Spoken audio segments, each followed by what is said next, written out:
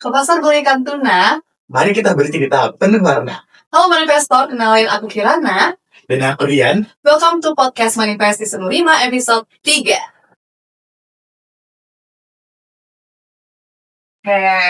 Gimana nih? Sebelum kita mulai nih Kak, aku mau berterima kasih kepada Manifestor yang sudah bersedia untuk menonton podcast kita pada kali ini.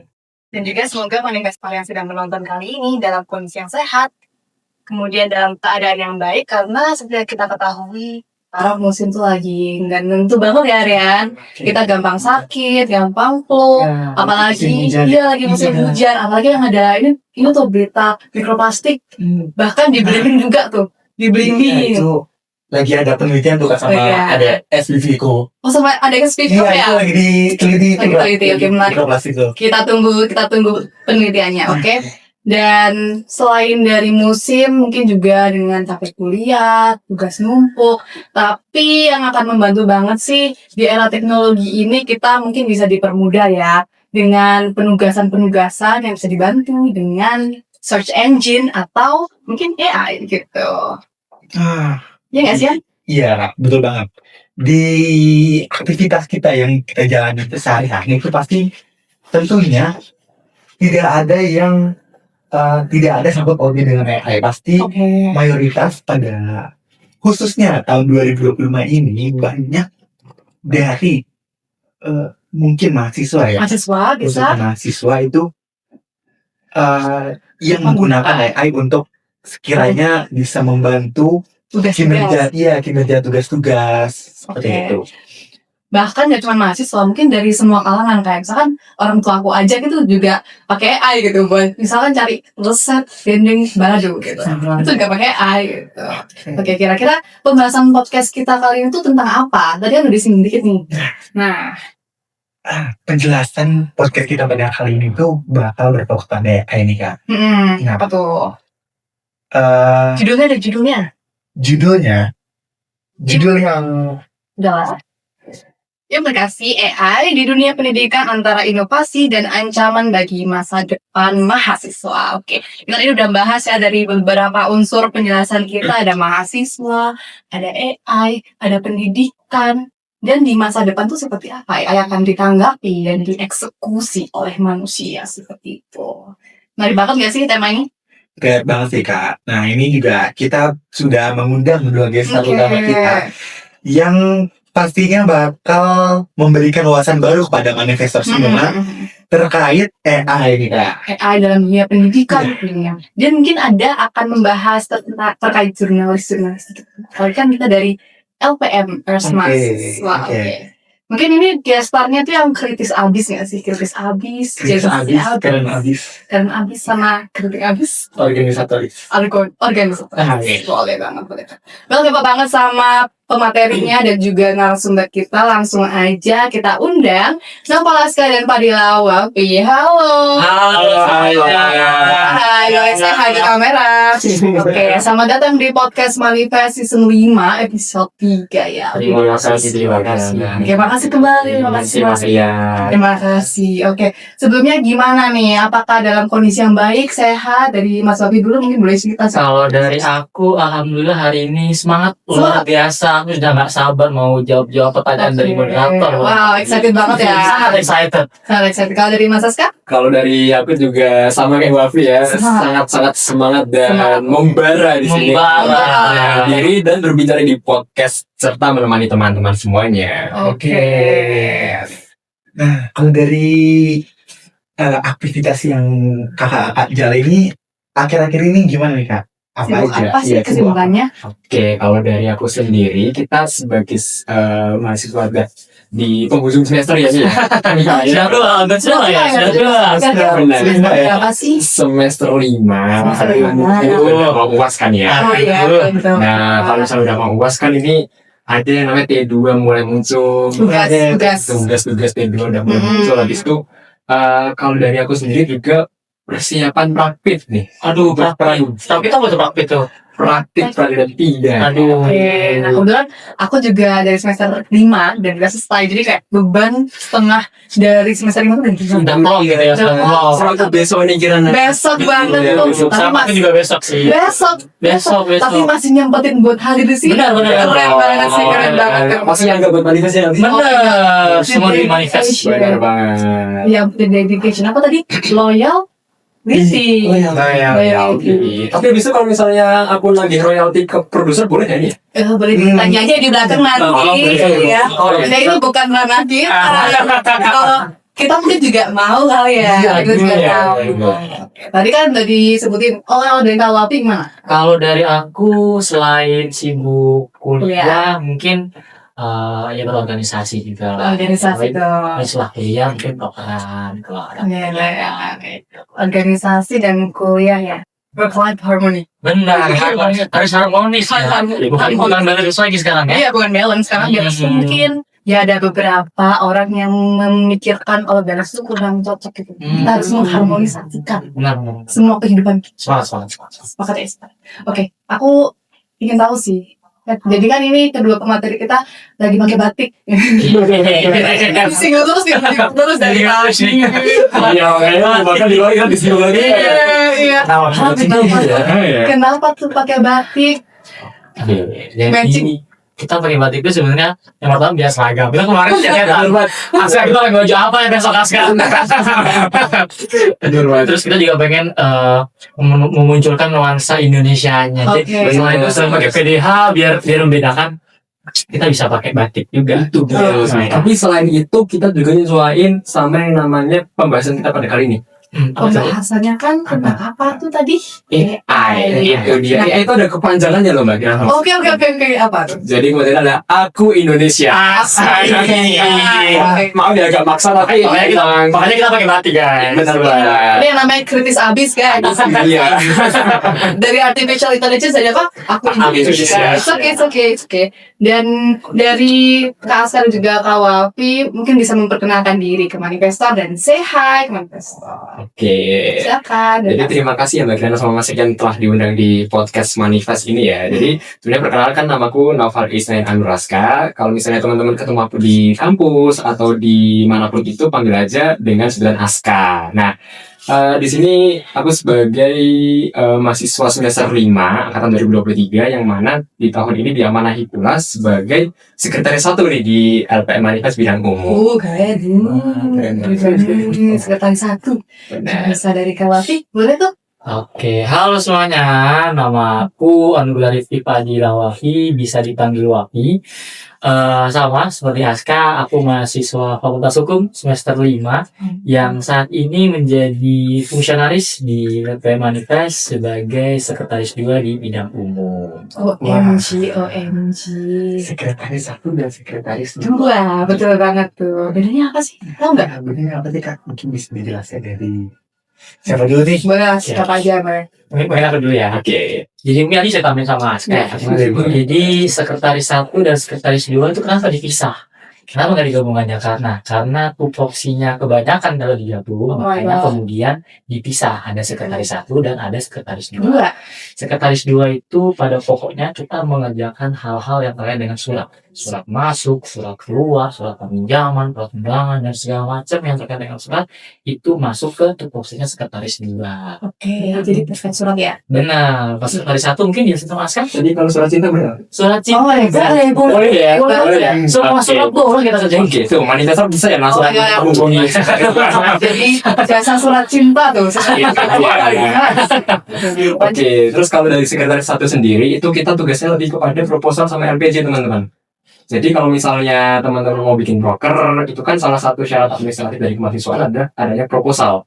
Nah, dari proposal ini nanti kemudian kita dari Manifest ini bakal dicairkan pagudananya untuk menjalankan suatu broker tersebut. Nah, setelah kita menjalankan broker, kita perlu nih untuk melaporkan uangnya itu berapa sih, terus habis itu kegiatannya itu gimana, di mana, terus dihadiri oleh siapa aja, itu dengan yang namanya LPJ atau lembar pertanggungjawaban. Untuk LPJ ini kemudian menjadi salah satu nightmare atau Mimpi buruk bagi teman-teman panitia broker panitia broker. Salah satunya yang lagi nyelenggarain podcast ini. aduh itu Iya, itu ya. ya aja lah Zikir. Itu iya di jadi jangan lupa yang menyelamat pekerjaan LPG-nya dikerjain. Wah, langsung ditagi udah. Dia juga semacam senggolan ya buat manifestor yang juga organisatoris. Ini kan udah akhir tahun ya, udah zaman tutup buku, udah zaman LPJ ya, segera dikerjakan ya LPJ. Dukung narasumber kita di sini ada para sekretaris. Oke, dari tadi kesibukan yang Pak Aska dan juga Kak Wafi sampaikan, mulai dari surat kan, Benar. dari Aska itu proposal dari LPJ, itu kan pasti menggunakan device ya. Benar. Itu kan bisa berupa handphone, Iya. gadget, ataupun laptop atau PC dan lain sebagainya. Dan yang tentunya gadget-gadget tersebut terhubung dengan internet dan teknologi ya. Teknologi ya. Teknologi ya. Nah, kira-kira dari Kak Aska dan juga Kak Wafi, apakah pernah melibatkan AI atau bukan aku Indonesia ya? Di dalam kesibukan kakak-kakak. Gimana nih? Mulai dari Kak Wafi dulu.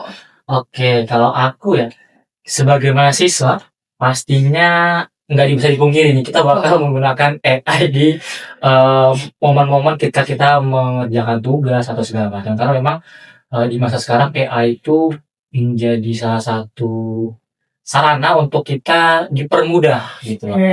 Selain itu, selain sebagai mahasiswa, sebagai seorang sekretaris juga, AI itu kemudian banyak fungsinya. Oke. Saya butuh surat tentang peminjaman ruangan nih, template-nya kira-kira apa sih yang perlu dimasukin di template peminjaman ruangan ini. Jadi minta tolong AI, tolong dong apa yang harus dimasukin kira-kira, tabel peminjamannya kah, nomor suratnya kah, atau segala macamnya. Jadi AI itu sekarang ini benar-benar cukup menjadi salah satu hal yang helper, membantu sekali dalam kehidupan saya gitu. Khususnya sebagai mahasiswa dan juga sekretaris juga. Benar. Jadi kayak ini dimanfaatkan untuk menjadi referensi ya, Benar. bukan sebagai digital. benar, tidak mensalin tapi sebagai bahan untuk ini nih cara kerjanya begini nih. Kalau dari Kak Aska sendiri gimana? Oke, kurang lebihnya dari aku juga mirip sama Wafi ya. Jadi kalau dari aku sendiri penggunaan AI ini tentu kita menggunakannya untuk keperluan pendidikan, keperluan kuliah gitu. Nah, di kuliah kan ada yang namanya tugas-tugas nih, ya kan, dari dosen-dosen. Betul. Tentu dari tugas-tugas tersebut kita dituntut untuk mengerjakannya entah secara cepat dan tepat. Nah, caranya biar kita mengefisiensikan waktu itu dengan menggunakan AI. Nah, itu kalau dari aku begitu. Terus sebagai contohnya nih, misal kita diminta untuk membuat PowerPoint materi tentang hipotek. Nah, terus habis itu bingung ya, aduh, materi isinya apa aja nih PowerPoint-nya, ya kan? Terus akhirnya saya coba pakai AI untuk coba dong tolong buatkan poin-poin penting ataupun gambaran umum untuk kemudian isi dari PowerPoint-nya apa aja. Contoh, nanti ada dasar hukumnya, pengertiannya, habis itu ada subjek hukumnya, objek hukumnya, dan lain sebagainya. Nah, dari situ kronologisnya sama kayak Wafi, yang mana aku menggunakan AI ini untuk sebagai cuma landasan aja. Nanti pengembangannya itu dari aku sendiri, dari analisis yang aku dapatkan setelah searching lebih lanjut lagi. Oke, jadi cuma untuk dijadikan brainstorm ya kan? Membantu brainstorm. Harus dipastikan kita membuat AI itu sebagai landasan referensi. Benar. Bukan lu mengambil substansi terus disuruh mikir semua tuh AI-nya nggak kayak gitu. Kalau aku juga teman diskusi, Benar. selalu siap dan sedia. Ya, kalau misalkan orang kan belum tentu ada di samping di saat itu juga kan. Emang langsung ada. Dan yang perlu digarisbawahi adalah AI ini bukan sebagai hal yang membuat, tapi yang memberikan bantuan. Benar tuh. Dan AI ini sendiri juga menjadi mengefisiensikan waktu yang diberikan oleh misalkan dosen dalam mengerjakan tugas, itu pasti membantu banget, betul lah ya? Betul banget kita. Nah, tadi udah membahas terkait penerapannya ya Kak di organisator ini. Organisasi di sekretaris 1 dan sekretaris 2. Barusan tadi aku baru mencari artikel yang bilang ada fenomena yang disebut Google Effect, di mana Google Effect ini menggambarkan bagaimana kita cenderung mengandalkan teknologi untuk mengingat informasi yang dapat melemahkan daya ingat jangka panjang. Mungkin dari tanggapan Kak Aska dari Kak Wafi terkait artikel itu gimana? Ini kasar dulu ya. Oke. Oke, Google Effect ya. Ini sebenarnya suatu kosakata baru nih teman-teman. Itu juga ada Google Effect. Kan biasanya kita taunya Google Maps, Google Drive, dan lain sebagainya. Juga ada Google Effect, Google gitu. Nah, kalau dari aku sendiri untuk pengalaman Google Effect itu kan kita terlalu nyaman kan. Akhirnya karena kita mengandalkan mesin pencaharian dan akhirnya membuat ingatan jangka panjang kita itu kurang maksimal. Nah, ini sebenarnya aku alamin pas aku SMA. Oh, malah waktu SMA ya? Betul, pas aku SMA ternyata aku nggak sadar kalau itu Google Effect. Jadi pas SMA itu ada kan dari IPA nih ya. Oke. Nah, IPA dia anak IPA. Bragging dikit. Dari IPA, habis itu ada satu mata pelajaran yang namanya itu matematika benak. Habis itu guruku, ini aku sebut Pak Sanusi, Pak Sanusi. Nah, ya. Jadi Pak Sanusi itu sering banget ngasih tugas ataupun soal-soal latihan pas kita kelas. Oke. Nah, pas kita kelas itu kan kita harusnya latihan bener-bener kayak kemampuan kita. Tapi di situ aku memanfaatkan mesin Google nih, memanfaatkan platform Google yang kemudian untuk kita foto, kita search nih. Ini caranya gimana sih cara ngerjainnya? Cara akhirnya dapat jawabannya itu gimana sih? Nah, dari situ efeknya berjangka panjang nih. Pas aku UAS malah bikin aku nggak bisa ngerjain soal-soal tugas-tugas yang udah ada dan udah dijelasin sebelumnya. Karena kemarin pas kita kelas itu terlalu nyaman nih untuk mencari dan akhirnya kan itu kan ada rumus-rumusnya tuh. Nah itu nggak aku hafalin tuh rumus-rumusnya, nggak aku aplikasiin juga tuh. Sampai akhirnya pas UAS, aduh ini pakai yang mana, ini gimana ini caranya. Nah di situ aku mulai kerasa tuh, oh ini nih Google Effect itu kayak gini. Nah terus kalau misalnya pas di kuliah itu sebenarnya dari aku sendiri udah nggak terlalu ngerasain. Udah hitungannya jarang lah efek dari Google Effect ini.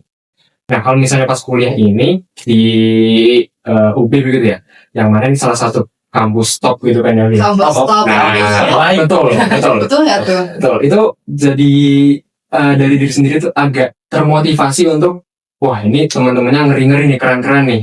Kita harus belajar lebih lagi, kita harus berusaha lebih lagi, yang akhirnya contoh-contoh dari misal ada pemberian tugas presentasi nih. Kita sebagai mahasiswa kan harapannya atau ekspektasinya kan nggak membaca presentasinya, slide-nya kan, tapi memahami dan menghafal kan. Nah di situ akhirnya menjadi apa ya?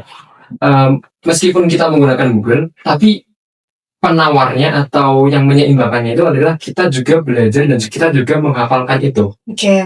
Nah di situ akhirnya selain itu juga ada UTS dan UAS yang mana kita dituntut untuk menghafalkan suatu materi kan, apalagi kita mahasiswa hukum kan, ya kan. Misal kita melakukan pasal ataupun dasar hukum ataupun pengertian dan lain sebagainya.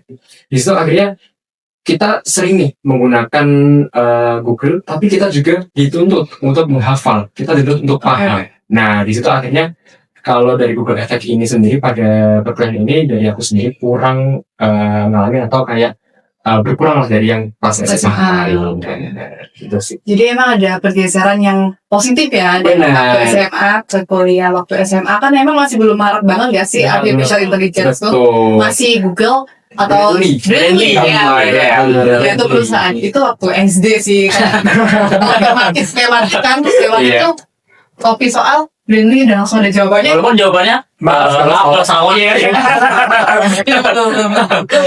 Tuh. Tapi mau sampingkan hal-hal tersebut, selain Google Effect, kan itu menjadi pergeseran ya dengan berkembangnya teknologi. Apakah ada sisi-sisi negatif lain gitu? Dan selain Google Effect ataupun AI Effect gitu buat manusia, apalagi sebagai mahasiswa hukum. Dan ini pertanyaan itu bisa dijawab oleh kedua narasumber ya. Aku pengen tahu dari perspektif keduanya gimana. Sisi negatif itu dari Wabi dulu. Kalau aku resiko paling besar yang dengan adanya AI ini adalah orang itu kemudian cenderung untuk malas melakukan sesuatu. Kemudian karena kemalasan itu menghasilkan kita tuh tidak berpikir kritis. Misal kalau kita kuliah, ada soal-soal tugas-tugas dari guru. Misalnya terkait dengan apa yang dimaksud dengan hukum menurut Hans Kelsen, misalnya gitu ya. Kita cenderung ChatGPT buka hukum menurut Hans Kelsen. Udah percaya itu. Nah, itu resiko yang muncul. Jadi kita kayak kita terlalu memudah untuk memanfaatkan AI. Resiko-resiko lain seperti kayak kalau teman-teman kita kan jurnalis nih. AI ini kemudian menjadi salah satu hal yang cukup menakutkan karena bisa menjadi manipulasi baru di dalam pemberitaan. Berita-berita itu kemudian bisa dihasilkan dengan AI yang kemudian kita tidak tahu nih ini benar atau tidaknya. Keaslian dan verifikasinya itu sulit untuk dilakukan. Dan kita sebagai jurnalis juga kemudian resiko-resiko yang muncul adalah terlalu mudah untuk menyalahkan pada AI untuk membuat beritanya. Kita tidak menulis sendiri sehingga virus membaca berita dan meyakinkan pembaca untuk memahami apa yang kita ingin sampaikan itu hilang. Mungkin resiko-resikonya seperti itu. Ya, sebagai jurnalis tuh mungkin setuju banget sih. Itu kan kayak produktivitas dan juga originality dari seorang jurnalis tuh diuji karena semakin AI semakin melejit, itu kadang banyak yang berspekulasi gitu. Apakah ini tulisan pakai AI atau enggak ya? Padahal nulis sendiri. Gitu dia. Yang dilihat nggak? Iya, Bener banget. Nah, tadi juga aku terpantik juga sama penjelasan Mas Taufik tadi. Di era digital itu emang antara AI dan juga artikel yang memang benar-benar ditetapkan ya, itu kita sulit untuk kita dapat mengidentifikasinya. Dan mungkin aku juga mau nanya Kak, dari Kak Aska nih Kak, sebagai mahasiswa hukum dan juga sebagai jurnalis, apa pentingnya literasi digital yang memang benar-benar itu data yang berupa asli dan juga literasi pada AI gitu. Oke, kemampuan literasi digital ya nih. Jadi kalau dari literasi digital sendiri, tentunya kita sebagai mahasiswa hukum, jurnalis, dan juga di masa-masa sekarang ini itu sangat penting menurutku. Karena dari literasi digital ini kita bisa menentukan nih mana yang berita benar, mana yang berita bohong. Contoh kemarin yang viral itu di beritanya Bu Sri Mulyani yang videonya itu kemudian pada rumahnya dipotong yang mengatakan guru dan itu dia itu kan jujur menurutku itu sangat mengerikan ya karena berita kan menyebar begitu cepat ya kan melalui media sosial. Nah terus kalau misalnya kemampuan literasi digital kita rendah itu kita akan dengan mudah kita akan serta-merta langsung ini bener nih beritanya nih, langsung share ke grup keluarga, grup tongkrongan, grup ronda, dan sebagainya. Oke, jadi kalau misalnya udah nyebar kan jadinya kita malah turut serta menyebarkan hoax. Betul banget. Hoax, gitu. Nah, kalau misalnya kita tarik ke prinsip ataupun ke peraturan pidana kan penyebaran berita bohongan juga menjadi salah satu pidana kan di KUHP. Nah, ini yang kemudian menjadi penting literasi digitalnya. Selain itu pula di literasi digital ini kita sebagai di generasi sekarang ini kita nggak bisa nih untuk menolak adanya AI, menolak adanya digitalisasi itu kita nggak bisa. Kita harus mengikuti arus. Nah, kalau misalnya aku boleh kutip nih ya dari salah satu CEO. Boleh banget. Iya nih. CEO siapa tuh? CEO Nvidia Jensen Huang nih. Jensen Huang. Dia mengatakan, you are not going to lose your job to an AI, but you are going to lose your job to someone who use AI. Oke. Nice point sih. Nah, di situ kan teman-teman bisa ngeliat nih, kalau misalnya kita nggak memanfaatkan AI, kita nggak ikut arusnya, kita justru malah kelabakan. Kita kalah sama teman-teman kita yang pakai AI. Di belakang. Bener. Dulu aku juga gitu awalnya. Awalnya aku nolak nih kayak AI ini apa sih, kayak bener kata Wafi tadi, kayak membuat kita critical thinking kita tuh kurang. Tapi lama-lama kita kelabakan nih. Kok teman-teman udah selesai nih tugas-tugasnya. Kalau aku masih kelabakan, masih susah nih. Nah di situ aku mulai sadar kalau misalnya wah nggak bisa nih, kita harus ikutin perkembangan zaman. Kita harus memanfaatkan AI. Kita tidak disediain nih AI segala macamnya yang mempermudahkan hidup kita. Nah, di situ kita harus manfaatkan dan memaksimalkannya. Kemudian dari situ kan, kalau misalnya di jurnalis itu mungkin kita bisa melihatnya di penggunaannya dalam ini transkrip. Kayak transkrip. Bisa.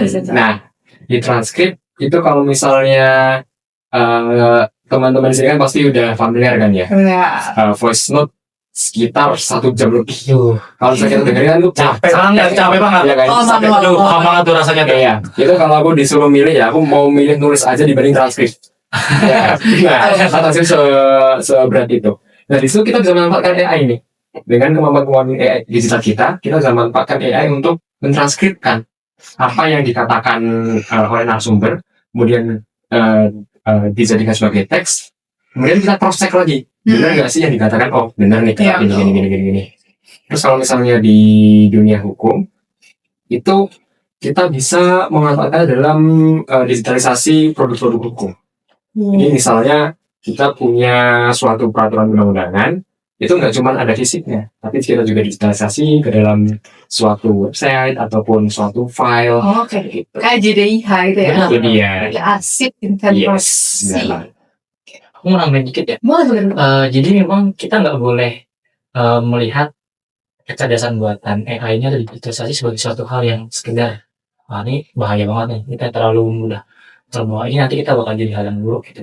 Kita harus melihat bahwa AI itu kemudian memang memberikan ruang bagi kita untuk mempermudah gitu loh. Betul. Jadi sebagai jurnalis ya seperti tadi bisa transkrip dan segala macam.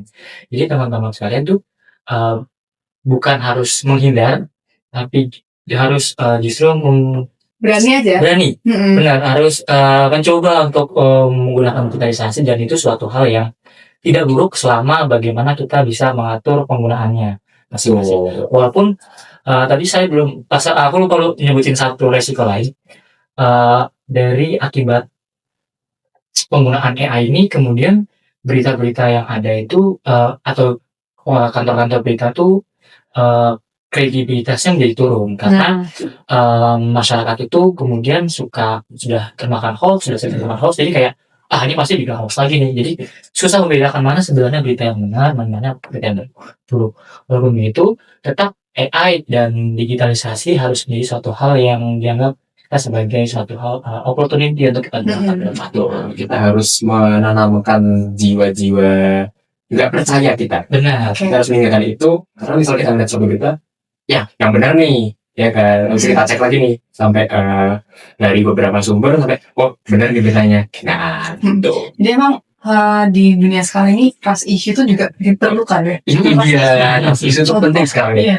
Contohnya, kalau misalkan lagi scroll TikTok-nya atau manifestor lagi scroll TikTok, terus tiba-tiba ada yang video yang kayak misalkan singa keluar dari kasur. Kayak nggak make sense, tapi di generasi lama atau misalkan kayak Gen X atau Gen bapak-bapak, ibu-ibu itu kan bisa langsung percaya gitu. Itu yang perlu kita edukasi juga. Kita sebagai generasi muda itu juga perlu memberikan awareness about it gitu. Betul. Ya. Dan menanggapi terkait tadi dari Mas Aska terkait transkrip, ya walaupun AI itu transkrip cuma bisa 5 menit ya yang gratis, yang selanjutnya harus bayar gitu. Seharusnya selanjutnya kita manual gitu. Tunggu 3 hari kemudian ada limitnya gitu, betul banget kan. Jadi emang kita tuh nggak bisa menolak eksistensinya AI, karena kalau kita menolak, maka kita tuh menolak dengan adanya kemajuan dunia. Betul. Betul.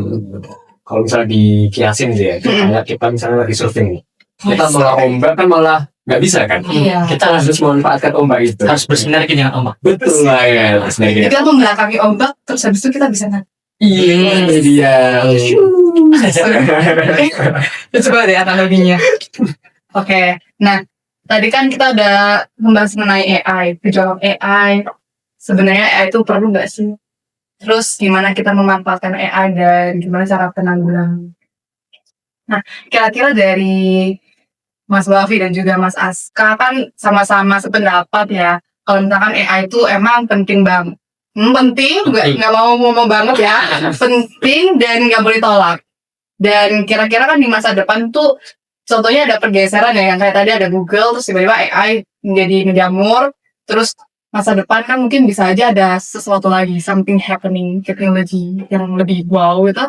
Itu apakah ada inovasi atau ide gitu apabila AI bisa menjadi suatu teman? Dan di konteks ini adalah apabila mahasiswa hukum ataupun orang-orang hukum itu bisa menciptakan produk-produk yang lebih keamanannya itu lebih kuat gitu. Kira-kira AI itu bisa dibikin buat apa? Oke.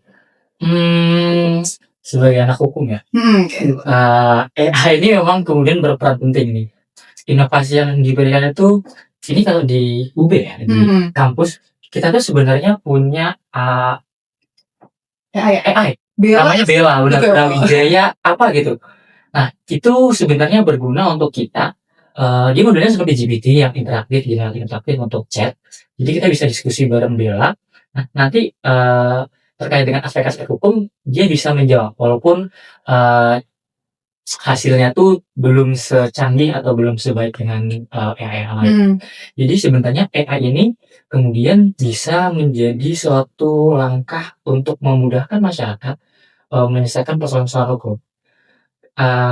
Harapan saya ada produk AI atau aplikasi AI yang gratis dibuat, nanti ketika masyarakat itu ada permasalahan terkait dengan sengketaan tanah, waris atau hal-hal yang private dan pidana misalnya terkena dengan pidana terkena sengketa hukum, bisa bertanya dengan AI ini, sekedar bertanya, nanti lalu langkah penyelesaiannya seperti apa bisa menghubungi dengan oleh advokat atau pengacara untuk bisa diselesaikan lebih lanjut. Tapi AI ini kemudian bisa menjadi suatu bantuan agar masyarakat ini tidak agar lebih mudah melek hukum, lebih paham aturannya seperti apa masalah ini harus diselesaikan seperti apa.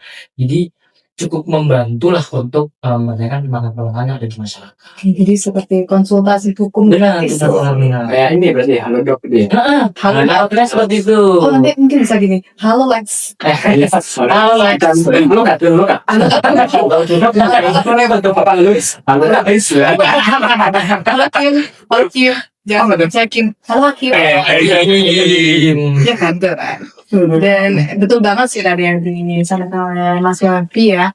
Dia emang sebenarnya AI itu untuk menjadi konsultasi hukum ya, kayak sudah ada perkembangannya, tapi memang masih belum banyak diketahui oleh masyarakat seperti itu. Dan kebanyakan yang saya tahu konsultasi hukum itu dilakukan oleh manusia yang belum AI. Karena tadi berkesinambungan dengan yang disampaikan Mas Aska, harapannya itu ada literasi digital untuk produk-produk hukum ya, yang bisa nanti seperti JDIH gitu-gitu, yang kan bisa menjadi sumber untuk AI itu sendiri. Jadi emang AI itu sumbernya itu nggak ngawur ya sebenarnya, AI itu ada sumbernya gitu. Ada algoritmanya.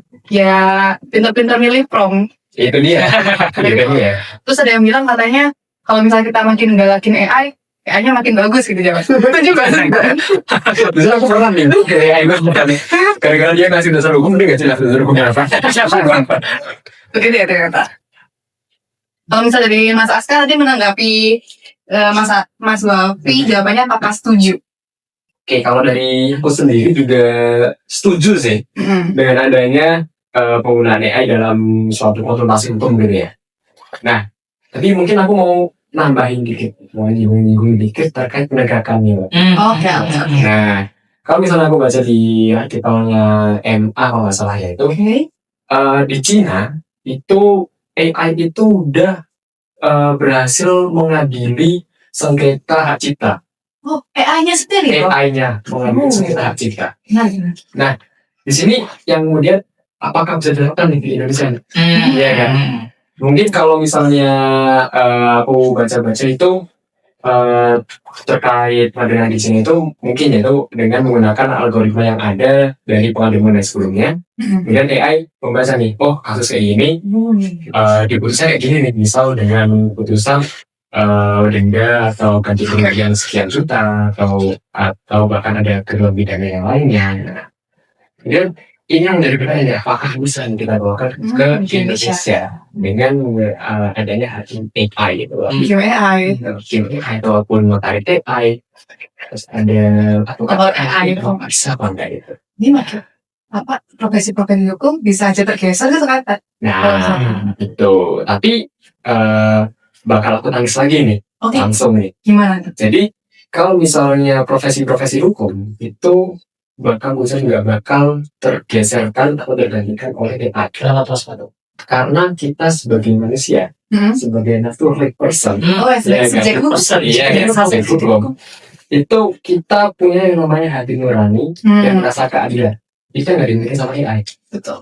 Nah, di situ yang kita perlu mengembangkan, kita perlu mengasah lagi, serta kita perlu mengasah daya nalar kita, cara berpikir kita, hingga akhirnya nggak kalah sama AI. Betul. Nah, itu yang kemudian kalau Dadap sendiri nggak sepakat dengan adanya Tergeser. rencana misalnya mengganti hakim dengan AI atau dengan AI ataupun notaris dengan AI. Karena itu kan nanti kita harus ngecek nih, kalau dari notaris sekarang cek ini perjanjian bener apa enggak nih, ada maksud terselubung nggak? AI nggak bakal tahu hal itu. Kita akhirnya harus menanyakan ke pihak-pihak terkait, kayak kamu dipaksa nggak nih bikin perjanjian ini nih? Kamu ada kayak disandera nggak nih anaknya atau gimana? Nah, itu yang kemudian menjadi satu poin plus kita nih sebagai suatu natural person gitu. Iya, itu sih kira-kira.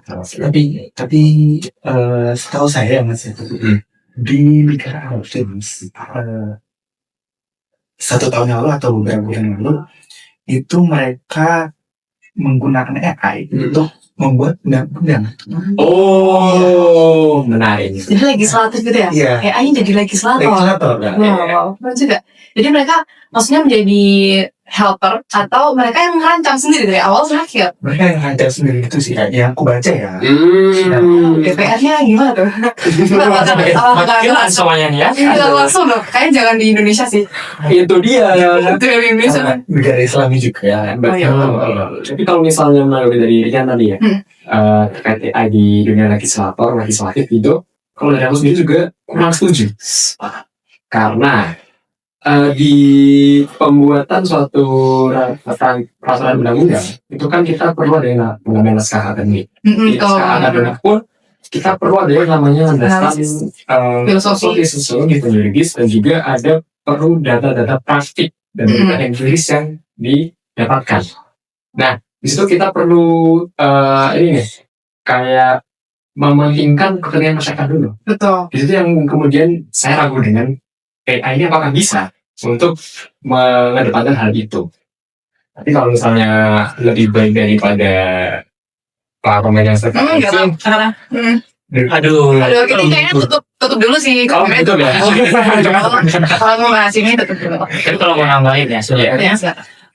AI itu di dalam bidang legislatif juga bisa membantu, tapi dalam hal-hal yang terbatas. Misal kita membuat draft RUU, draft ada, nah penggunaan frasa-frasa yang tepat dalam penggunaan penyusunan draft itu seperti apa? AI itu kemudian bisa, harapannya bisa membantu dan membuat menghadirkan suatu kepastian sehingga nanti rancangan yang dibuatnya tidak membuat suatu ambiguitas atau suatu hal yang membingungkan. Ini kepastiannya gimana nih? Jadi memang benar kata Aska, kita itu sebelum menyusun peraturan perundang-undangan harus turun apa? Kita harus melihat langsung kondisi di masyarakat itu seperti apa? Apa sebenarnya hukum yang dibutuhkan oleh masyarakat? Kita nggak bisa buat masalah undang-undang yang sebenarnya bukan suatu masalah. Ya, gitu kayak nggak ada masalah. Nah, kita bikin undang-undang. Contohnya apa tuh? Contohnya apa ya? Ini mungkin dikaji aja ya. Kalau aku bahasanya kajian aja. Tidak lain aja ya. Jadi kalau misalkan yang profesi AI itu ya, mungkin ya mereka kan ada sumbernya ya, jurisprudensi, mungkin sama aja kayak jurisprudensi, tapi Iya. kita lebih manual aja dari manusia gitu kan. Tapi kalau kata Pak Bahrul Ulum Hanafi ya, Oh, itu ya. dosen kita ada Dosen cerita. kita. Udah ya. AI itu sampai sekarang belum bisa melangkahi pemikiran manusia. Nggak sejago manusia untuk memikir. AI itu belum critical thinking gitu tapi masalah-masalah hukum. Saya katanya Pak Bahrul udah nyoba ngecek sama AI. Nggak ada jawabannya katanya. Lucu banget. Pak Bahrul ini kan yang mendukung Arsenal atau apa ya? Liverpool, tergantung Iya. kemenangan. Kalau menang mungkin nggak masuk besok. Ya. Ibu. Oke, mungkin last question. Tadi kan udah daging banget dari awal sampai akhir ya, tentang AI dan juga peradaban AI nantinya buat eksistensi. Dan gimana cara Gen Z untuk menangani teknologi AI ini supaya bisa dipakai untuk kebaikan bersama. Apalagi nantinya AI juga kan makin berkembang di masa depan. Gimana? Mungkin dari Mas Oska dulu, karena tadi Mas Kofi udah nyawarin tentang Pak Bahrul. Ayo, udah Bafi dulu nih. Terima kasih Pak Bahrul. Emang gimana tes ini Mas? Oke, jadi kalau dari kita sebagai Gen Z gitu ya. Terus tadi gimana pertanyaannya?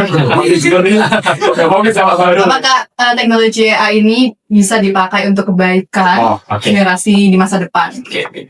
Apakah bisa dipakai untuk kebaikan? Tentu sangat bisa gitu. Tapi kemudian perlu ada pembatasan yang jelas nih. Karena untuk sekarang sendiri, kalau dari yang sepeda pengetahuan saya itu penggunaan AI itu masih belum sangat jelas diatur dalam suatu perundang-undangan Indonesia. Nah, di sini yang peran pemerintah yang perlu hadir untuk memberikan batasan-batasan yang jelas nih di dalam penggunaan AI. Misalnya kita kan kalau misalnya AI kan ada juga yang namanya deepfake, ada juga yang namanya misal kita bikin habis itu kita bikin meme suatu tokoh atau apapun itu yang nantinya bisa berakibat fatal untuk pencemaran nama baik dan sebagainya kan. Ataupun yang lebih parah lagi hal-hal yang tidak senonoh yang kerap kali digunakan oleh pihak-pihak tidak bertanggung jawab. Nah, ini yang kemudian menjadi pertanyaan, pertanggungjawabannya di mana? Apakah di AI-nya? Apakah di yang mengoperasikannya? Ataukah itu di perusahaan yang buat AI? Nah, kalau misalnya dari riset yang aku baca, dari artikel yang aku baca, itu kita bisa menerapkan prinsip vicarious liability, pertanggungjawaban pengganti. Jadi kita bisa melihat bahwa AI itu misal membuat suatu gambar yang tidak senonoh, itu bukan misalkan di AI-nya, tapi misalkan kepada pembuatnya, kepada yang mengoperasikan AI itu. Jadi AI itu sebagai suatu alat melakukan suatu tindak pidana. Nah, di sini yang kemudian menjadi suatu PR dari pemerintah untuk merumuskan pasal-pasal seperti apa yang kemudian bisa cocok nih di dalam perkembangan AI begitu Mbak Pirana sama saya. Setuju sih. Kalau dari Mas Davi sepakat atau tidak? Sepakat. Kalau dari pemahaman aku dari sejauh yang aku baca di dunia internasional sendiri baru beberapa negara saja yang punya regulasi khusus yang mengatur tentang AI. Misalnya Amerika Serikat, Cina, Kanada, Australia, dan negara-negara di Uni Eropa. Nah, Indonesia sebaiknya mulai mengikuti langkah mereka untuk membuat suatu regulasi yang mengatur secara spesifik terkait dengan AI. Walaupun di Indonesia sekarang ini undang-undang yang bisa membatasi AI itu sebatas pada undang-undang ITE dan undang-undang PDP, tentang data pribadi. Nah, kalau aku baca dari negara-negara lain, mereka itu lebih menekankan kepada sisi etikanya. Bagaimana pengguna artificial intelligence itu menggunakan AI untuk langkah-langkah yang tidak melanggar norma. Nah, karena kemudian kalau pandangan saya, AI itu pada akhirnya kembali kepada penggunanya. Nah, karena AI itu nggak akan berjalan kalau nggak ada penggunanya. Penggunanya mau melakukan seperti apa, ya AI hanya mengikuti atau menuruti perintah dari si pengguna. Tapi memang harus dipahami bahwa AI itu pada akhirnya memang menjadi salah satu langkah untuk mempermudah hidup. Betul untuk mencari referensi sumber-sumber. Jadi memang kita nggak bisa lepas untuk kemajuan zaman. Kita tidak boleh tertinggal juga dan kita harus selalu beradaptasi. Seperti apa penggunaan AI atau mungkin ke depan 5 tahun lagi, 10 tahun lagi inovasi-inovasi yang ada terkait dengan teknologi mungkin AI mungkin hilang lah digantikan dengan teknologi yang lain Iya. gitu. Apa itu? AI. Mungkin juga ya. Nanti ada vokal yang lain. Intinya harus tetap adaptasi. Benar, gitu ya. Nah, mungkin itu tadi adalah pertanyaan terakhir ya kali. Mungkin ada tambahan dulu terkait Itu terakhir. Ini pertanyaan terdaging sih. Nah, sambil Rian mikirin simpulan ya. Mikir simpulan. Saya mau tanya dulu nih, kan tadi kita udah berceritanya tentang materi yang ya bisa dibilang sangat kritis ya. Nah, apakah dari narasumber Mas Lutfi dan juga Mas Aska ada 1 atau 2 kata yang ingin dipesankan kepada investor di sana? Oke, mungkin dari aku dulu ya. Boleh. Terkait penggunaan AI itu kita secara nggak langsung seperti racun yang tak nampak. Jadi, kalau misalnya sebenarnya racun kan bisa saja itu suatu hal yang mematikan atau mengobati. Gitu. Begitu pula dengan AI. Begitu pula dengan misalnya kita ibaratkan lagi pisau. Pisau saja kita gunakan untuk memotong masakan, memotong kue, sayuran dan sebagainya. Tapi bisa juga kita gunakan untuk membunuh. Begitu pula dengan AI. Ya ini ada 2 sisi. Nah, di sisi yang tadi kata Mas Lutfi bilang tadi terkait etikanya. Kita perlu nih yang namanya etika dalam menggunakan AI. Kita perlu yang namanya kesadaran diri dalam menggunakan AI untuk mengetahui apakah ini benar untuk kita gunakan seperti demikian, ataukah ini sudah melampaui batas, ataukah ini sudah suatu hal yang salah gitu. Jadi teman-teman harus paham betul batasnya di mana. Teman-teman juga harus paham betul batasan-batasan terkait ini cukup nih biar kita nggak terlalu nyaman dengan penggunaan AI dan juga tetap mengedepankan kritikan thinking kita. Yes. Dan juga bisa menghasilkan produk-produk juris yang mantap. Dan yang meyakinkan. Iya. Kalau dari aku itu sih. Mungkin akan tambahin oleh Mas Lutfi. Silakan Mas Lutfi. Kalau dari aku mungkin bijaklah bersosial media, sama halnya bijaklah menggunakan teknologi. Cakep.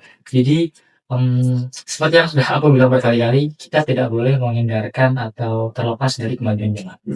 AI ini harus menjadi suatu langkah yang suatu sarana yang membantu kita, bukan membatasi kita atau malah membahayakan kita.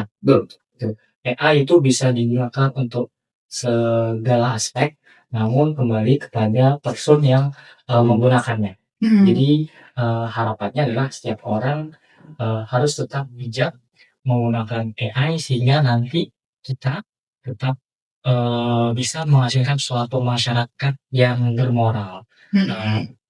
Kenapa adalah AI ini kemudian menghancurkan masyarakat kita, ambil alih dan sampai saya teringat